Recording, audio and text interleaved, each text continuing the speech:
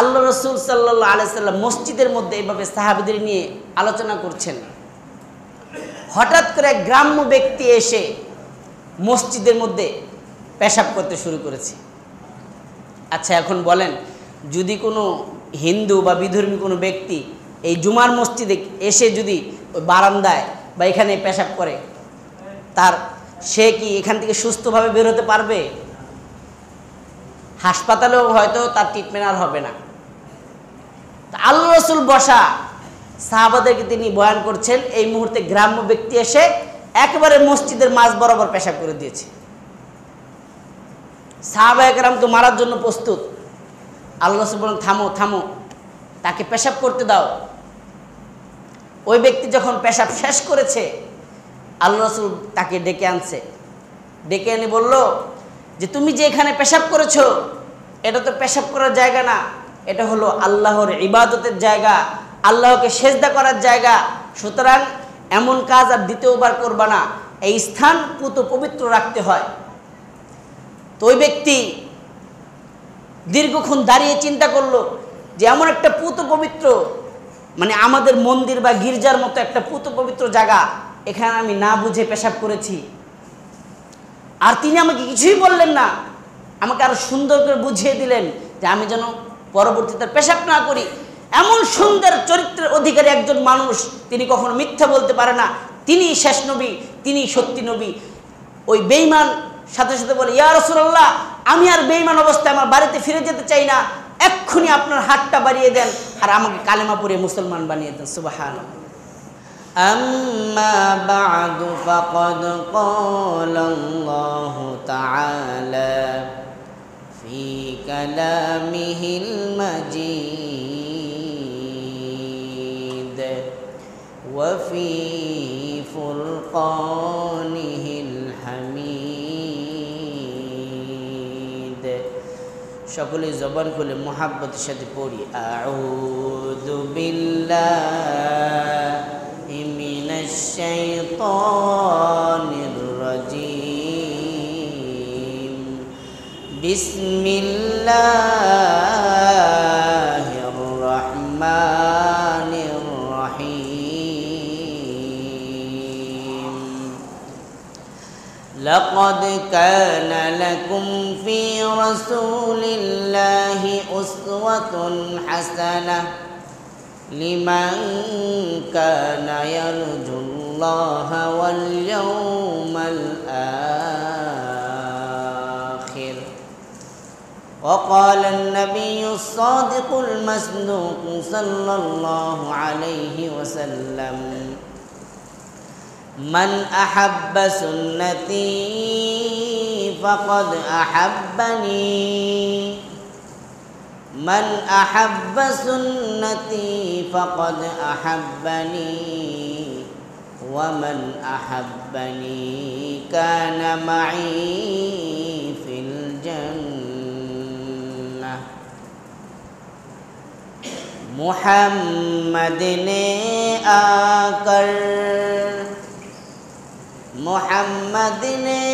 آकर बातिल को मिटाया, बातिल को मिटा कर सदाकत को बताया। बलगल उला बिकमालिही कशफद दुजा बिजमालिही। हसनत जमीउ खिसालिही सल्लु अलैहि व आलिही। मुअज़्ज़ज़ हाज़रीन, सम्मानित मुसल्लियान किराम, মহান রব্বুল আলামিনের দরবারে লাখ কোটি শুকর ও সুজুদ, যে রব্বে কারীম আমাদেরকে গত জুমা থেকে এই জুমা পর্যন্ত দীর্ঘ একটি সপ্তাহ হায়াত দারাজ করে সুস্থ রেখে, পরিবেশ শান্ত রেখে, দুনিয়ার সকল ঝামেলা থেকে মুক্ত করে, বিভিন্ন ঘর থেকে যাচাই করে বাছাই করে, মোহাব্বত করে, ভালোবেসে পবিত্র জুমার দিন জুমার নামাজ আদায়ের লক্ষ্যে মসজিদে আসার ও বসার তৌফিক দান করেছেন সেই রব্বে কারিমের দরবারে হৃদয়ের সবটুকু ভালোবাসা উজাড় করে ইমানের বলে বলিয়ান হয়ে কণ্ঠ ছেড়ে বলি আলহামদুলিল্লাহ। মুআজ্জাজ হাজরিন, আমরা রাসূল করিম সাল্লাল্লাহু আলাইহি ওয়াসাল্লাম এর জীবনী থেকে আলোচনা করছিলাম। রাসূল করিম সাল্লাল্লাহু আলাইহি ওয়াসাল্লাম ছিলেন গোটা বিশ্ব মানবতার জন্য এক রোল মডেল। রাসূল করিম সাল্লাল্লাহু আলাইহি ওয়াসাল্লামের সংস্পর্শে আসার কারণে যারা ছিল পৃথিবীতে একেবারে কুখ্যাত সন্ত্রাস, যাদের ভয়ে মানুষ থরথর করে কাঁপত, রাসূল করিম সাল্লাল্লাহু আলাইহি ওয়াসাল্লামের সংস্পর্শে এসে তার সোহবতে থেকে তারা এমন সোনার মানুষে পরিণত হয়েছে, কিয়ামত পর্যন্ত যাদের মতো, যাদের তুলনা, যাদের সমকক্ষ ভালো মানুষ পৃথিবীতে আর আসবে না। রাসূল করিম সাল্লাল্লাহু আলাইহি ওয়াসাল্লাম বলেন, আমার এই যুগ, আমি যখন এই পৃথিবীতে আগমন করেছি, গোটা পৃথিবীর মানুষ এই আরবদেরকে এক নামে চিনত, তারা হলো বর্বর, জাহিলিয়া, মূর্খ, অজ্ঞতার সাগরে নিমজ্জিত এক জাতি। কিন্তু আল্লাহ আমাকে আরবদের মধ্যে পাঠিয়ে আমার মাধ্যমে আরবের লোকদেরকে এমন সোনার মানুষে পরিণত করেছেন। রাসূল করিম সাল্লাল্লাহু আলাইহি ওয়াসাল্লাম বলেন, খায়রুল কুরুনি করনি, আমার সংস্পর্শে এসে আল্লাহর কোরআনের পথে চলে এই আইয়ামে জাহিলিয়াতের অন্ধ যুগের মানুষগুলো এমন সোনার মানুষে পরিণত হয়েছে। আমি রাসূল ঘোষণা দিলাম, খায়রুল কুরুনি করনি, পৃথিবীর মধ্যে যত যুগ অতিবাহিত হয়েছে এবং সামনে ভবিষ্যতে যত যুগ আসবে, এই যুগের মধ্যে খায়রুল কুরুনি করনি, আমি মুহাম্মদের যুগ হলো পৃথিবীর মধ্যে সর্বশ্রেষ্ঠ যুগ। সুবহানাল্লাহ। এরপর আল্লাহ রাসূল বলেন, সুম্মাল্লাযীনা ইয়ালুনাহুম, এরপরে আমার যুগের পরবর্তী যেই যুগটা আসবে, এই যুগটা হলো পৃথিবীর মধ্যে সর্বশ্রেষ্ঠ যুগ।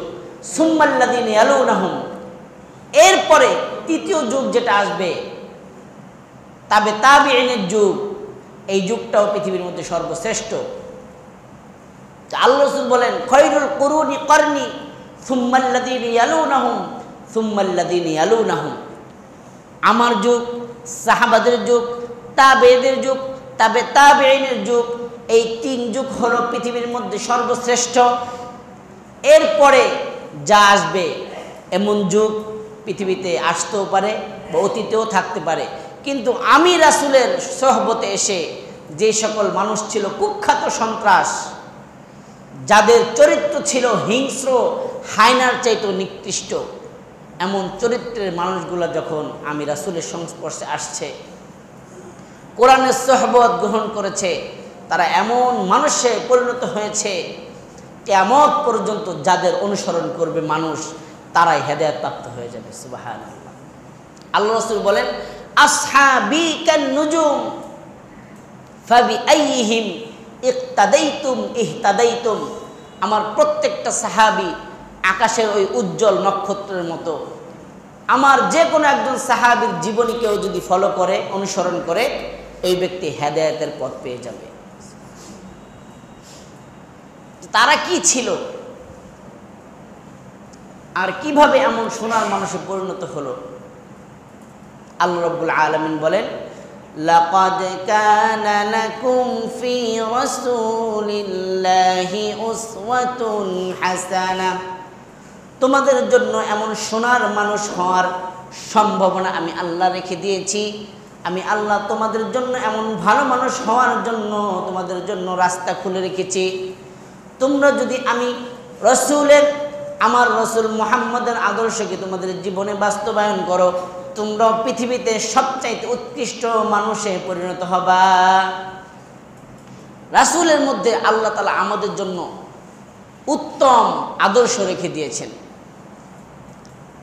তারা কিভাবে গোটা পৃথিবীতে তাদের শাসন প্রতিষ্ঠা করেছিল, আজকের রোম, ইটালি, পারস্য, ইরান, পৃথিবীর পরাশক্তিগুলা মুসলমানদের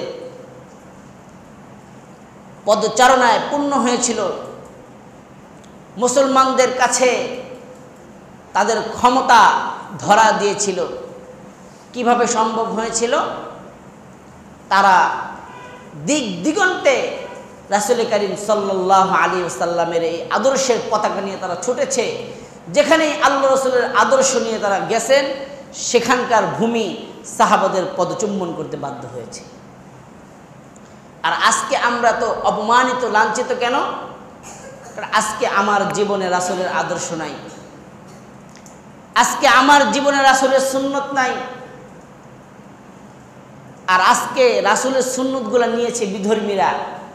এই জন্য বিধর্মীরা আজকে গোটা পৃথিবী শাসন করছে, আর মুসলমানরা পদে পদে লাঞ্ছিত, বঞ্চিত, অপমানিত হচ্ছে। মুআজ্জাজ হাজিরিন,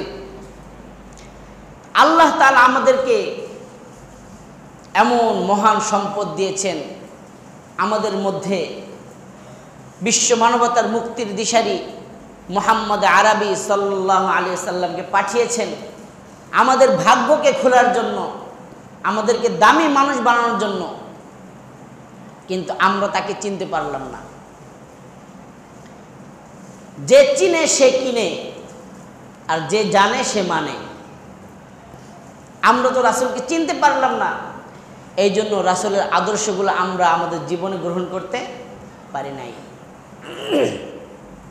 মুআজ্জাজ হাজিরিন, আমার নবী কেমন দামি নবী ছিলেন, যদি আপনি আর আমি যদি আমার নবীকে চিনতে পারতাম। সাহাবারা যেমন নবীকে ভালোবেসে নবীর পদাঙ্ক অনুসরণ করতে গিয়ে তাদের জীবন উৎসর্গ করে দিয়েছে, রাসূলের এক আঙ্গুলের ইশারায় তাদের গর্দানকে দ্বিখণ্ডিত করে দিয়েছে।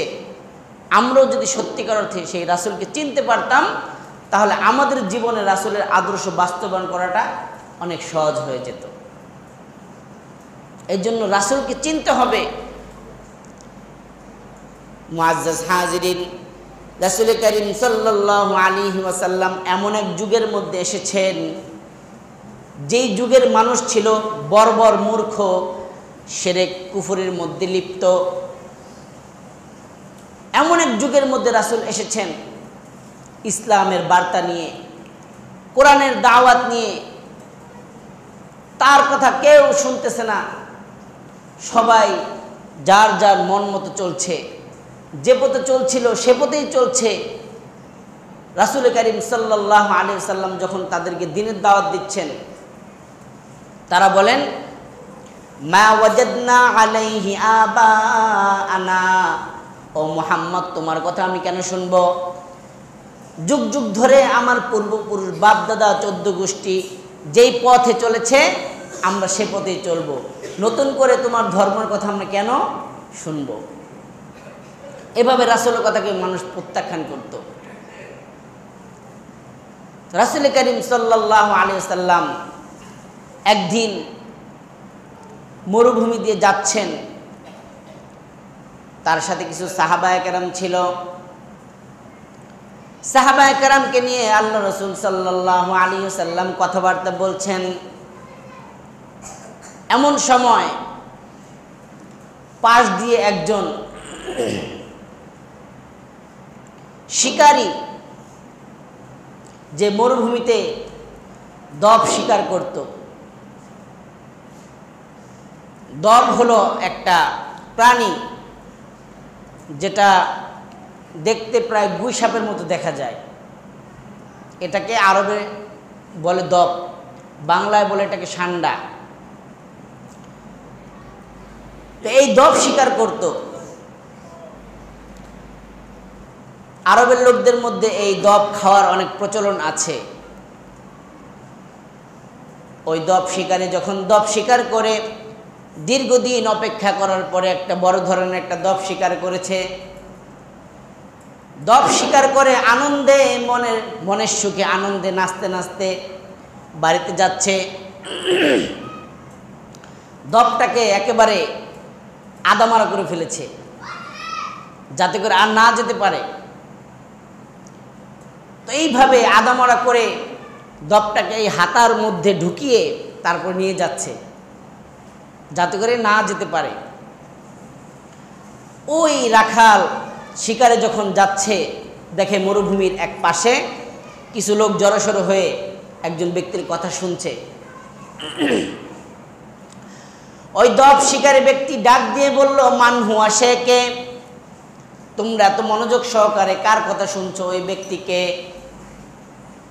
সাহাবায়ে কেরাম উত্তর দিল, ইনি হলেন আখিরুজ্জামান, শেষ নবী মুহাম্মদ আরবি সাল্লাল্লাহু আলাইহি ওয়াসাল্লাম। ওই শিকারী বলল, আরে এই ব্যক্তিটাকে আমি অনেক দিন ধরে খুঁজছি, চতুর্দিকে শুনি মক্কায় নাকি একজন লোক আসছে, নতুন একজন লোক নাকি নিজেকে নবী দাবি করে। এই লোকটাকে আমি দীর্ঘদিন যাবৎ খুঁজছি, কারণ আমি যে বাপদাদার ধর্ম অনুসরণ করি, লাত, উজ্জা, মানাত, হুবল, যে সকল দেবদেবীর পূজা করি, এই ব্যক্তি ওই সকল দেবদেবীর বিরুদ্ধে কথা বলে। আজকে তাকে হাতে পেয়েছি, আজকে যদি আমার কথার সঠিক উত্তর না দিতে পারে তার খবর আছে। যারা সাধারণত খেতে খামারে কাজ করে, তারা যখন ক্ষেত খামারে থাকে রোদের তাপে এবং কাজের কষ্টে তাদের মেজাজটা সবসময় কি থাকে, একটু খিটখিটে থাকে। তো সে তো কেবল অনেক পরিশ্রম করে দব শিকার করে আনছে, প্রতিমধ্যে রাসূলের সাথে দেখা, এমনি মেজাজ গরম। সে বলতেছে আজকে যদি আমার কথার সঠিক উত্তর না দিতে পারে তাহলে খবর আছে, আমার বাপ দাদারা যেই ধর্মের অনুসরণ করে, এই মোহাম্মদ সেই ধর্ম নিয়ে উচ্চারণা করে। আল্লাহ রাসূল সাল্লাল্লাহু আলাইহি ওয়াসাল্লাম বললেন, ওই ব্যক্তিকে আসার সুযোগ দাও। ওই শিকারী ব্যক্তি আল্লাহ রাসূলের কাছে গেল, বলল, তুমি কি নিজেকে নবী দাবি করো নাকি? মুহাম্মদ সাল্লাল্লাহু আলাইহি ওয়াসাল্লাম বললেন, হ্যাঁ হ্যাঁ, আল্লাহ রাব্বুল আলামিন আমাকে তোমাদের জন্য নবী হিসেবে এই পৃথিবীর মধ্যে পাঠিয়েছেন। ওই শিকারী বলে, দেখো দীর্ঘদিন কষ্ট করার পরে এই যে আমি একটা দব, আমার হাতের মধ্যে যে দবটা দেখতেছো, আমি দীর্ঘদিন কষ্ট করার পরে শিকার করেছি। তুমি নিজেকে নবী দাবি করো, আমি কসম করে বলি ওই খোদার নামে যে আমাকে সৃষ্টি করেছে, আমার এই দবটা যতক্ষণ পর্যন্ত তোমার উপর ঈমান না আনবে ততক্ষণ পর্যন্ত আমি রাখালো তোমার উপর ঈমান আনবো না। দবটাকে মেরে আদামারা করে ফেলছে, বলতেছে আমার এই দব যদি তোমার উপর ঈমান না আনে তাহলে আমি তোমার উপর ঈমান আনবো না। তুমি মন করা কথা বলছো, আমার বাপ দাদা সবাই লাত, উজ্জা, মানাতের পূজা করতো, আর আজকে তুমি এসে এক খোদার ইবাদতের কথা বলো।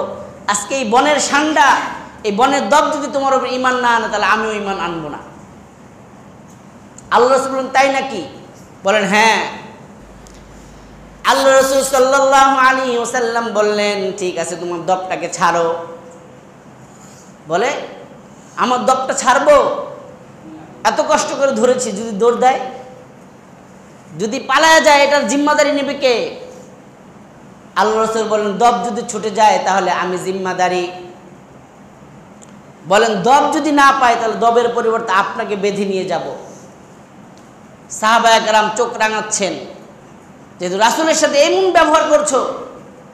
আল্লাহ রাসূল সাহাবাদেরকে শান্ত করে বললেন, তাকে তার কথা বলতে দাও। আল্লাহ রাসূল বললেন, যদি দব যদি চলে যায় এই জিম্মাদারি আমি, এর জিম্মা আমার, তুমি দবটাকে ছাড়ো।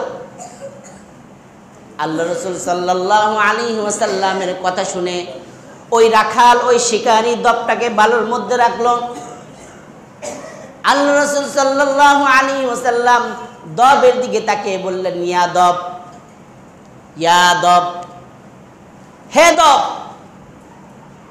আল্লাহ রাসূল ইয়া দব বলে ডাক দিতে দেরি এই মৃত প্রায় দব একেবারে সুস্থ হয়ে নড়াচড়া শুরু করলো এবং আল্লাহ রাব্বুল আলামিনের কুদরতি ইশারায় ওই দবের জবান আল্লাহ খুলে দিলেন। দব একেবারে স্পষ্ট সাহিত্যপূর্ণ আরবি ভাষায় আল্লাহ রাসূলের কথা জবাব দিতে শুরু করলেন। সুবহানাল্লাহ। আল্লাহ রাসূল বললেন, ইয়া দব। সাথে সাথে মৃত প্রায় দবটা চোখ খুলে বলল, লাব্বাইক ওয়া সাদাইক ইয়া রাসূলুল্লাহ, লাব্বাইক ওয়া সাদাইক ইয়া রাসূলুল্লাহ। ওগো আল্লাহর রাসূল, আমি উপস্থিত আপনার সামনে, আমাকে জিজ্ঞেস করুন, কি জিজ্ঞেস করবেন? আল্লাহ রাসূল বলেন, তা'বুদু মান, লিমান তা'বুদু, তুমি কার ইবাদত করো? ওই বনের দব মুখ খুলে বললেন, আবুদুল্লাযী, আবুদুল্লাযী, আমি ওই খোদার ইবাদত করি। আবুদুল্লাযী ফিস সামাই আরশুহু, আমি ওই খোদার ইবাদত করি আসমানে যার আরশ, অফিল আরদি সুলতানুহু, জমিনের মধ্যে যার রাজত্ব, অফিল বাহরি সাবিলুহু, সমুদ্রের মধ্যে যার রাস্তা, অফিল জান্নাতি রহমাতুহু, জান্নাত যার রহমতের নিদর্শন, অফিন নারি ইকাবুহু, জাহান্নাম যার শাস্তির নিদর্শন। সুবহানাল্লাহ। তো রাখাল অবাক হয়ে তাকিয়ে আছে, আরে বনের প্রাণী, সে আবার কথা বলছে, আবার যেই সেই কথা না, একেবারে সাহিত্যপূর্ণ আরবি ভাষায় কথা বলছে। সুবহানাল্লাহ। এরপরে আল্লাহ রাসূল জিজ্ঞেস করেন, মান আনা, ও দব আজকে তুমি বলে দাও আমি কে, আমি মুহাম্মদের পরিচয় কি? দব বলেন, আনতা রাসূলু রাব্বিল আলামিন, আপনি হলেন বিশ্ব মানবতার মুক্তির দিশারি, বিশ্ব পালনকর্তা, আল্লাহর পক্ষ থেকে প্রেরিত রাসূল। আনতা রাসূলু রাব্বুল আলামিন ও খাতামুন নাবিয়্যিন, মান আফলাহা কদ আফলাহা মান সাদ্দাকাকা, যেই ব্যক্তি আপনাকে নবী বলে স্বীকার করেছে তার জীবন ধন্য। অকদ খাবা মান কাযযাবাকা, আর যে ব্যক্তি আপনাকে অস্বীকার করেছে ওই ব্যক্তি ধ্বংস আর ক্ষতিগ্রস্ত। সুবহানাল্লাহ। দবের এই কাণ্ড দেখে ওই রাখালের মন গলে গেল। ওই রাখাল বলল, ইয়া রাসূলুল্লাহ, আমি মানুষ হিসাবে, মানুষ হয়েও আপনাকে চিনতে পারি নাই, কিন্তু বনের এই দব আপনাকে চিনতে পেরেছে। আজকে আমার দৃষ্টি খুলে গেছে, আর আমি বিধর্মী বেঈমান হয়ে বাঁচতে চাই না। আপনার হাতটা বাড়িয়ে দেন আর আপনার আমাকে পরিয়ে দেন, লা ইলাহা ইল্লাল্লাহু মুহাম্মাদুর রাসূলুল্লাহ। মুআজ্জাজ হাজিরিন, এই বনের হিংস্র প্রাণী, চতুষ্পদ ইতর প্রাণীর এই সাক্ষ্যের মাধ্যমে সেই দিন রাখালের নসিব ঈমান জুটেছে।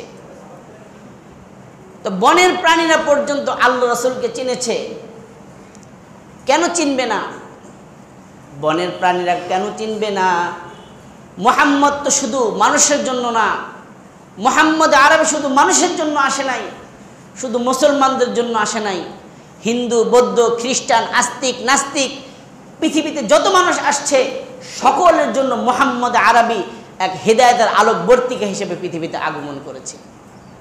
মুহাম্মদ সাল্লাল্লাহু আলাইহি সাল্লাম শুধু মানুষের জন্য রহমত হয়ে আসেন নাই, পৃথিবীর কীট পতঙ্গ, হিংস্র জানোয়ার, শ্রীগাল, বনের হায়না পর্যন্ত যার রহমতের অনুগ্রাহী, যার রহমত থেকে তারা অনুগ্রহ কামনা করে। প্রিয় হাজিরিন, আল্লাহ রাসূল সাল্লাল্লাহু আলাইহি ওয়াসাল্লামকে বনের হিংস্র প্রাণীরা পর্যন্ত চিনেছে, কিন্তু আমরা মানুষ হয়ে যদি যাদের জন্য উপলক্ষ করে আল্লাহ আমাদের কাছে তাকে পাঠালেন, আমরা যদি সেই নবীকে না চিনতে পারি, না মানতে পারি, আমাদের কপাল পোড়া, আমরা হলাম এক হতভাগা জাতি। আল্লাহ রাসূলের ছোঁয়ায়, আল্লাহ রাসূলের স্পর্শে খুনি ওমর, যার নাম শুনলে আরবের মায়েরা থরথর করে কাঁপত, সেই খুনি ওমর সোনার মানুষে পরিণত হয়েছেন। পৃথিবীর ইতিহাসে স্বর্ণাক্ষরে যেই নামটা লেখা থাকবে সেটা হলো হযরত ওমর। दुनिया की सदाकत में तेरा नाम रहेगा, उस्मान तेरे नाम से इस्लाम रहेगा, दुनिया की बहादुर में तेरा नाम रहेगा, आली तेरे नाम से इस्लाम रहेगा, दुनिया की सखावत में तेरा नाम रहेगा, उस्मान तेरे नाम से इस्लाम रहेगा। যতদিন পর্যন্ত পৃথিবীতে সূর্য উঠবে, যতদিন পর্যন্ত আকাশ আকাশের জায়গায় থাকবে, জমিন জমিনের জায়গায় থাকবে, ততদিন পর্যন্ত এই সকল সাহাবায়ে কেরামের নাম দুনিয়ার মধ্যে বাকি থাকবে। তো তারা এমন সোনার মানুষে কিভাবে পরিণত হলো? পেয়ারে হাজিরিন, তারা এমন সোনার মানুষে পরিণত হয়েছে আমার আপনার প্রিয় নবী মুহাম্মদ আরবি সাল্লাল্লাহু আলাইহি ওয়াসাল্লামের আদর্শ বুকে ধারণ করার মাধ্যমে। যেই নবীর ছোঁয়া পেয়ে বনের জঙ্গলার গাছ পর্যন্ত জান্নাতি হয়, সেই নবীর আদর্শ যদি আমরা মানি তাহলে আমরা কি জাহান্নামী হব? মুআজ্জাজ হাজিরিন, আল্লাহ রাসূল সাল্লাল্লাহু আলাইহি ওয়াসাল্লাম মদিনায় হিজরত করে যাওয়ার পরে জুমার নামাজ পড়াবেন, তখন এরকম মেম্বার ছিল না, এরকম সিঁড়ি বিশিষ্ট মেম্বার ছিল না। রাসূল করিম সাল্লাল্লাহু আলাইহি ওয়াসাল্লাম একটা মরা খেজুর গাছের মধ্যে হেলান দিয়ে সাহাবাদেরকে খুতবা দিতেন। দীর্ঘদিন পর্যন্ত এই মরা খেজুর গাছে হেলান দিয়ে আল্লাহ রাসূল খুতবা দিতেন সাহাবীদেরকে। ইসলাম যখন আরো অনেক প্রচার প্রসার হলো, মদিনার বাইরে থেকে একজন কাঠ মিস্ত্রি ইসলাম গ্রহণ করে আল্লাহ রাসূলের কাছে একবার আসলো। এসে যখন জুমার নামাজ পড়লো, দেখলো আল্লাহ রাসূল দীর্ঘক্ষণ দাঁড়িয়ে দাঁড়িয়ে খেজুর গাছের সাথে হেলান দিয়ে খুতবা দেয়। আল্লাহ রাসূলের কষ্ট হয়, তো তিনি প্রস্তাব করলেন, ইয়া রাসূলুল্লাহি ইয়া হাবিবাল্লাহি, আমি একজন কাঠ মিস্ত্রি, আমার একটা সুন্দর আইডিয়া আছে। আপনি জুমার দিন খুতবা দিবেন, বসে বসে খুতবা দিবেন, আপনার যেন কষ্ট না হয়, এবং উঁচুতে বসবেন যাতে করে আমরা সবাই আপনাকে দেখতে পারি। আমি আপনার জন্য সুন্দর একটা মিম্বার তৈরি করে দিব। আল্লাহ রাসূল বলেন, ঠিক আছে, মিম্বার তৈরি করো। তো কাঠ মিস্ত্রি সুন্দর করে এইভাবে 3 সিঁড়ি বিশিষ্ট একটা মিম্বার তৈরি করলেন। তা আল্লাহ রাসূলের এটা পছন্দ হলো। পরের জুমায় আল্লাহ রাসূল খেজুর গাছের সাথে হেলান না দিয়ে মিম্বারের মধ্যে উঠে যখন খুতবা শুরু করলেন, হঠাৎ করে সাহাবায়ে কেরামের নীরবতা ভেঙে হাউমাউ হাউমাউ করে, শিশু বাচ্চা যেমন দুধের পাশায় কান্নাকাটি করতে থাকে, এমন হাউমাউ করে কে যেন কান্না করছে, শব্দ আসছে। সাহাবায়ে কেরাম এদিক সেদিক তাকাচ্ছে, কোথাও কাউকে কান্না করতে দেখা যাচ্ছে না, কিন্তু শুধু আওয়াজ আসছে। কে কান্না করছে লোক খুঁজে পাওয়া যাচ্ছে না, কিন্তু কান্নার আওয়াজ আসছে। অতঃপর আল্লাহ রাসূল সাল্লাল্লাহু আলাইহি ওয়াসাল্লাম মিহরাব থেকে নামলেন, মিম্বার থেকে নেমে ওই খেজুর গাছের দিকে এগিয়ে গেলেন এবং খেজুর গাছটাকে জড়িয়ে ধরলেন। খেজুর গাছটাকে জড়িয়ে ধরলেন, তখন সাহাবায়ে কেরাম খেয়াল করলেন যে খেজুর গাছের মধ্য থেকে কান্নার আওয়াজ আসছে। সুবহানাল্লাহ। আল্লাহ রাসূল খেজুর গাছকে এভাবে, আমাদের মধ্যে কেউ যদি বিপদে পড়ে আমরা যেমন সান্ত্বনা দেই, আল্লাহ রাসূল খেজুর গাছটাকে এভাবে জড়িয়ে ধরে সান্ত্বনা দিচ্ছেন, কান্না করছো কেন? খেজুর গাছ বলল, ইয়া রাসূলুল্লাহ, এতদিন পর্যন্ত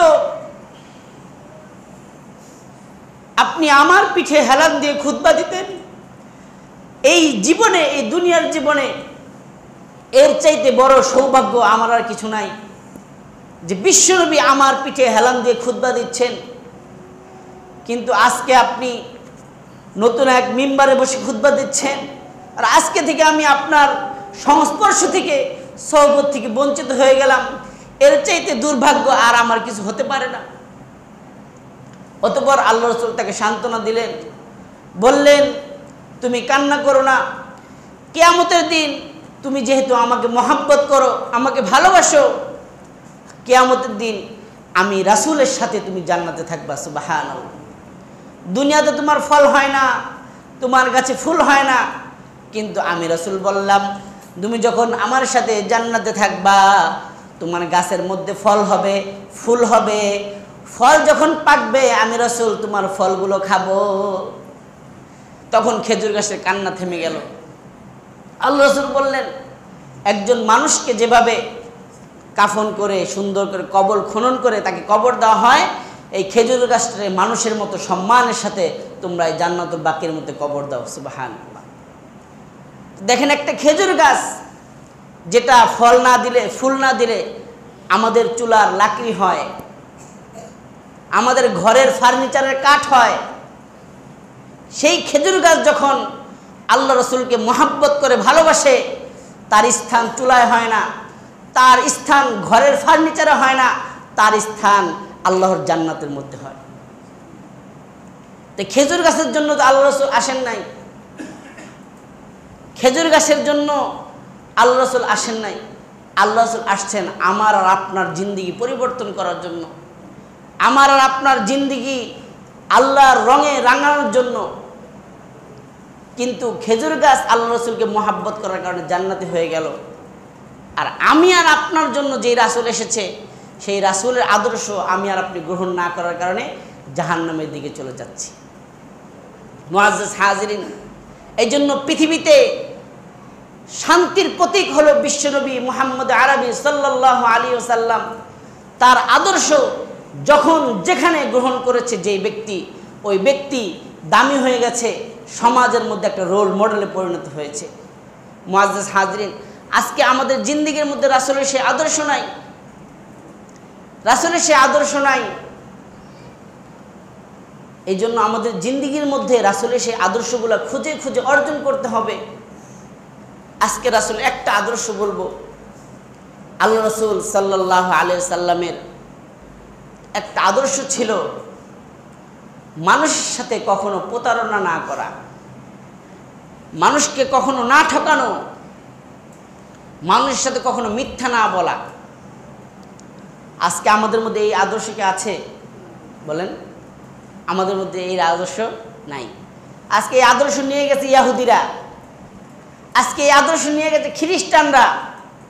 এই জন্য মুসলমান ভাইয়েরা যখন প্রবাস থেকে খ্রিস্টান রাষ্ট্র থেকে ঘুরে আসে বাংলাদেশে, তখন এসে বলে এই বাঙালি মুসলমানদের চাইতে ওই খ্রিস্টান অনেক ভালো, বলে কি না? কেন বলে? কারণ তাদের মধ্যে ঈমান নাই, কিন্তু রাসূলের আদর্শ আছে।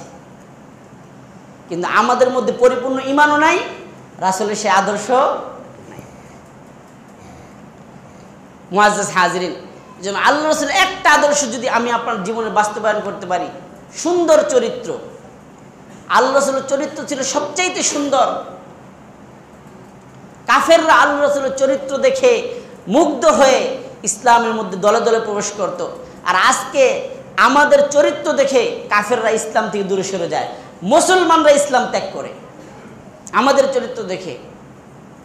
একজন ব্যক্তি কোরআন পড়েছে, কোরআনের কথাগুলো তার কাছে ভালো লেগেছে, সে বলে আজকে থেকে আমি এই কোরআন মানব। তো অনেকের কাছে বলতেছে আমার কাছে কোরআনটা অনেক ভালো লেগেছে, আজকে থেকে আমি কোরআনকে বিশ্বাস করি এবং কোরআনকে আমি মানি। তো মুসলমান যারা, তারা বলল যে ভাই তাহলে তো আপনি আজকে মুসলমান হয়ে গেলেন। বলে কেন মুসলমান হব? আমি তো মুসলমান হব না, কোরআনকে মানব। বলছে কোরআন যে মানে সেই তো মুসলমান হয়। কোরআন মানলে যদি মুসলমান হয় তাহলে আমি আজকে দিয়ে কোরআন মানব না, কারণ আমি মুসলমানকে ঘৃণা করি। কারণ সে মুসলমানদের চরিত্র দেখে আর কোরআন পড়ে, দেখে কোরআনের সাথে আর মুসলমানদের চরিত্রের সাথে কোনো মিল নাই।